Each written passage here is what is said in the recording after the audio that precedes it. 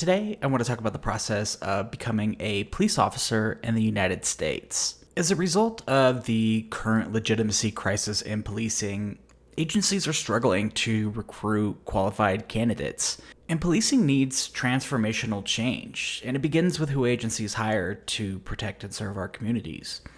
And this is an issue, as most police officers in contemporary society don't look like the communities that they serve. In fact, the vast majority of police officers in the United States are white and male. And agencies are having a hard time diversifying their forces. They spend a ton of time and resources trying to target specific groups, but even then, the most recent census of local law enforcement agencies shows that in 2016, 88% of officers in the United States were male, 72% were white, with black women accounting for only about 3% of sworn officers. And even more, only about 3% of police chiefs and 10% of frontline supervisors were female. Other estimates showed that women account for about 12% of all officers, despite accounting for about half the population in the United States. African Americans accounted for 11.4%, Hispanic and Latinos accounted for about 12%, while estimates for officers who identify as LGBTQIA+, we don't necessarily have estimates for them because that is information that the agencies don't necessarily capture, and so we really do not know the nature and extent of sexual minorities within policing. Before attending any official police training, applicants go through an incredibly intense vetting process. Overall, agencies generally require applicants to complete reading comprehension tests, physical agility tests, polygraphs, a final interview that operates as an oral board where you have a board of sworn officers who are asking you questions, completing a polygraph, background check, psychological, and medical exams to ensure that candidates are able to become a police officer. When I was going to school, I debated on whether or not I wanted to become a police officer, and then the second that I looked at the physical agility test, I was like, I'm not going to do sit-ups to become a police officer. And that's why I'm not a police officer, also for other reasons, but mostly I'm not doing sit-ups. Even before the vetting process, officers have to meet certain requirements. For example, 21 is the minimum age level for recruits in the United States. And scholars believe that some police departments should actually raise the minimum age level for recruits. When we consider brain science, with our brains not fully developing until age 25 or even 30, it raises questions as to whether or not a 21-year-old is mature enough to be a police officer. At age 21, do recruits actually have sufficient work experience and the emotional maturity to handle the stress and complex demands of police work? Yet, in the past, police departments have also actually established maximum age level for recruits. Usually it was no one over age 35 could be eligible for employment, and that was really designed to reduce financial strains on pension systems by officers who would retire after a few years on the job. Yet, federal law banning age discrimination has forced most departments to eliminate these limits, but on average, recruits have to be 21 in order to apply for most positions in police departments. Critics have also questioned whether or not officers should actually have college degrees before becoming sworn. So, according to the most recent census of state and county law enforcement agencies, the majority of agencies don't. Only about 1 in 10 police departments require officers to have a 2-year college degree, while less than 1% actually require a 4-year degree. However, standards are changing, albeit slowly. For example, a lot of times in police departments, officers have to have at least a college degree in order to move up the ranks. And there is some research that shows that officers who possess a master's degree move up the ranks much more quickly than officers without master's degrees. After meeting those basic requirements, the vetting process also requires an intense criminal background check.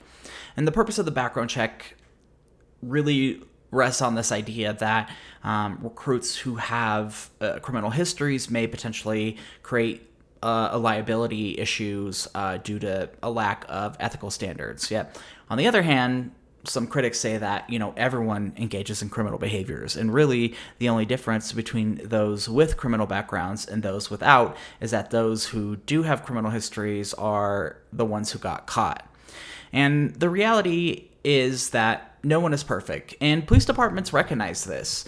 But police officers are held to higher standards, and what matters to agencies is that recruits are 100% honest. Any indication of dishonesty throughout this vetting process is a red flag and will likely result in a candidate being dismissed from the hiring process.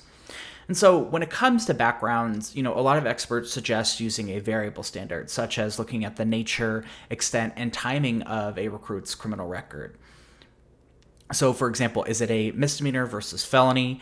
Did they commit this crime as an adult versus when they were a juvenile? How many offenses do they have on their record? And, how recent was this criminal offense? Among the biggest question that agencies are dealing with is dealing with recruits who have a history of drug use. So, on one hand, this makes sense because involvement in drugs can increase the chance of corruption. Yet, on the other hand, drug use has become much more pervasive in society. And so, according to the 2020 National Survey on Drug Use and Health, nearly half of adults have tried marijuana, with 1 in 5 18 to 25-year-olds have used marijuana in the past month. And so, rejecting all of these recruits would limit the application pool dramatically, especially in trying times when the majority of society is not interested in becoming police officers. So some experts say that the minimum standard should be to limit recruits where their drug involvement was much more experimental rather than regular or heavy use, and limited to soft drugs like marijuana rather than hard drugs like heroin. So when you actually look at some of the disqualifying factors, so for the FBI, it says that anybody applying to work for the FBI, whether that is as an agent or even a civilian, no marijuana use within the past year, and the candidate cannot have used, sold, or manufactured any illegal substances within the past 10 years. When looking at local police departments, especially in Colorado, it's really a case-by-case basis, but still agencies have strict requirements when it comes to drug use, even in states like Colorado where substances like marijuana is legal. After the vetting process, recruits attend the Post Academy, which stands for the Peace Officer Standards and Training Academy. Over the last half century, this form of pre-service training has improved tremendously. The training period is much longer than before, it covers much more subjects, and is now required by state law. In fact, 75% of all big city police departments operate their own police academies, whereas officers applying for smaller departments are typically trained by state police academies. Yet, even then, even some smaller, medium-sized police departments even have their own police academies. And Post is no joke. It could be incredibly physically and mentally exhausting, but also a very rewarding challenge. Attending Post is treated like a job where recruits get paid to train up to 4 to 5 months on average. And in Colorado, the basic academy requires around 560 hours of training over 16 to 40 weeks, which can be done either full-time or part-time. Much of the time in the academy is centered around firearm skills, defensive tactics, and learning about criminal and constitutional law. And while such topics are important, critics have questioned whether officers are being trained for the reality of police work in the 21st century. For example, according to the Pew Research Center, only about 1 in 3 officers ever fire their firearm in the line of duty, while use of force incidents are increasingly rare. So much of policing involves communication and using de-escalation skills and, giving ongoing issues with stress and burnout in policing. Questions for police reform are really starting to look at what officers are being trained, starting from the academy all the way into their field training. After completing the post academy, officers are now considered sworn police officers and can begin working for their agencies under field training officers. Field training officers, also known as FTOs, are sworn officers who are qualified to train and onboard new police recruits as they transition from the academy to the realities of policing. And usually, new officers are working with a rotating cast of field training officers over a 14-week period.